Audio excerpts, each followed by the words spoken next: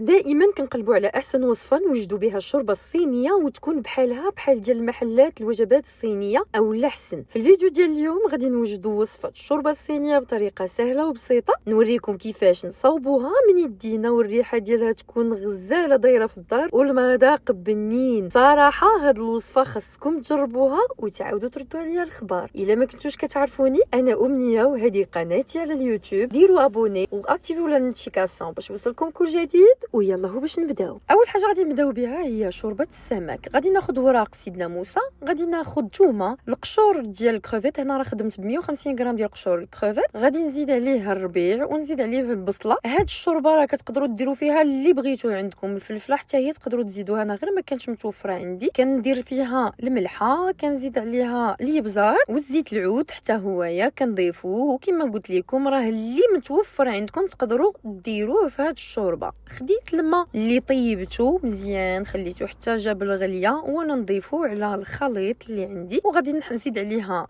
نص حامضه قطعتها على 4 وغادي نحطها حتى كتجيب الغليه. في كاميله واحده اخرى كناخذ الزبده، انا هنايا خدمت بزبده حيوانيه كنخليها حتى كيدوب، وكنبدا كنضيف في المقادير ديال الشوربه اللي عندي على اتساع اولا قبل كنكون حطيت ديجا الشعريه الصينيه كترقد، وكنكون حطيت حتى الشامبينيون كحلتها وحطيته باش يترقد. المقادير ديال هاد الشوربه كلهم غيكونوا محطوطين في صندوق الوصف. الوغ خديت الدجاج اللي قطعته اون دي مربعات صغيره، زدت عليه البصله حتى هي مقطعه صغيره، كنحطهم حتى كيتشحروا شي شويه، ما خاصهمش حتى يبداو ينشفوا اولا يبداو يتحمروا، غير كيتشحروا غير شي حاجه مع ديك الزبده اللي حطيناها في الاول. كنضيف ليها مليحه البزار. وحاجه واحده اخرى، واحد لانغريديون اللي ما تصور ليش في هاد لا فيديو هو سكينجبير عرق ماشي بودر، من الاحسن تخدموا بسكينجبير عرق، راه الاكلات الصينيه معروفه كيخدموا بزاف بالسكينجبير اللي هو طري. وكاين طبعا الربيع، القزبور والمعدنوس اللي شديتهم وطقطقتهم بجوج. كما قلنا غادي نخلي المقادير يتشحروا مزيان، من بعد كنضيف ليهم الشامبينيون اولا الفطر الابيض كنكون قطعته. هنايا هاد الفطر راه حاولوا تردوا البال معاه، راه ضروري تغسل الحقشه، عرفتي كيكون فيه التراب كتلقى التراب كيكون من التحت مخشي. كنزيد عليه الفطر الاسود اللي رقدته من قبل وقطعته طقطقته غير شويه، راه ما قطعتوش بزاف حتى رديته مهاشي كيبان غير صغيور، لا خليته واخا هكاك طريفات اللي هما باينين وصحاح.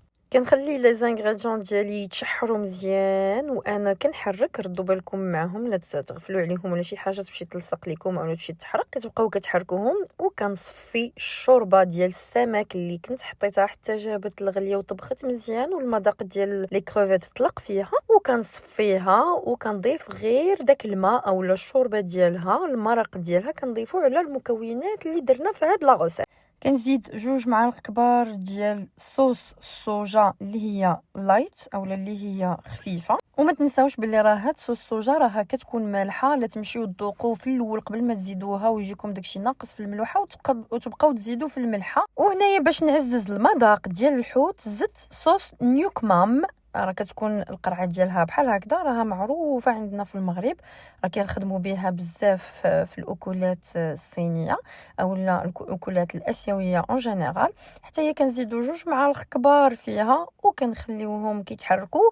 كنعصر واحد ربع حامضه حتى هي قياس ديال تقريبا واحد 2 معالق كبار ديال عصير الحامض، وكنضيفهم على الشوربه وكنبقى كنحرك وكنخليها باش كطيب حتى كتجيب ليا الغليه. خديت الشعريه الصينيه رقدتها حتى هي وقطعتها غير شويه ما قطعتهاش بزاف وكنضيفها على الخليط. من بعد كندوز بحال غادي ندوروا الحريره، هنا كناخذ معلقه كبيره ديال الدقيق ومعلقه كبيره ديال التنشه كنخلطهم مع بعضياتهم مزيان، كنديروهم في زلافه وكنضيفوا عليهم الماء. من بعد كنعاودوا نزيدوه على الخليط ديال الشوربه ديالنا وكنبقاو كنحركوا وكنخليوه حتى كيطيب لينا هذاك الدقيق وكتبدا كتبان لينا لا سوب بحال بدات كتقال شي شويش. هانتوما شوفوا ملي كدير دوك الفقاعات راها ما بقاتش خفيفه، راها فريمون لا تيكستور ديالها راها تجمعات شي شويه وتقالت. وهكذا كنكون وصلنا للنهايه ديال لا فيديو ديالنا وحصلنا على واحد لا سوب بدي زانغريديون اللي هما كاينين وسهلين وبنان. وهذه كانت لاغوسيت ديال اليوم، كنتمنىها تكون عجباتكم. ما تبخلوش عليا بالضغط على زر جيم ابوني بارطاج، وحتى نتلاقاو ان شاء الله.